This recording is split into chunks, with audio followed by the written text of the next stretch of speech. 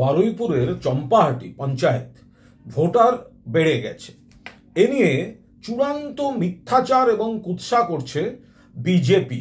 তারা বলছে তৃণমূল করেছে। বাস্তব হচ্ছে এই অনুপ্রবেশকারীদের বিষয়টা, যারা অবৈধ অনুপ্রবেশকারী, এটা রাজ্যের আওতায় পড়ে না। সীমান্তটা পাহারা দেয় বিএসএফ।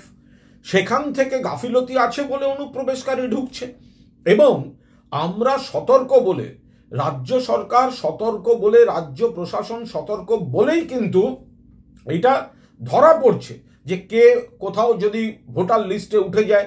এটা বিজেপি এখন শাক দিয়ে মাছ ঢাকার চেষ্টা করছে। আসল সমস্যাটা হচ্ছে ফিজিক্যাল ভেরিফিকেশন ছাড়া ইসিকে সেটিং করে কেন্দ্রীয় এজেন্সি একটা নতুন মডিউলে এরা এইভাবে বহিরাগতদের নাম তুলছে।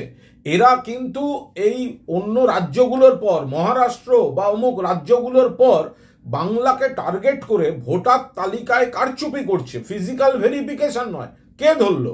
রাজ্যের প্রশাসন ধরছে।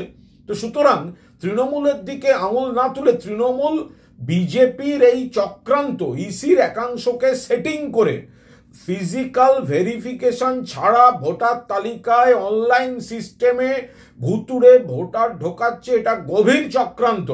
এটা মাননীয় মুখ্যমন্ত্রী সরব হয়েছেন, প্রতিবাদ করেছেন, আমাদের সকলকে নজর রাখতে বলেছেন।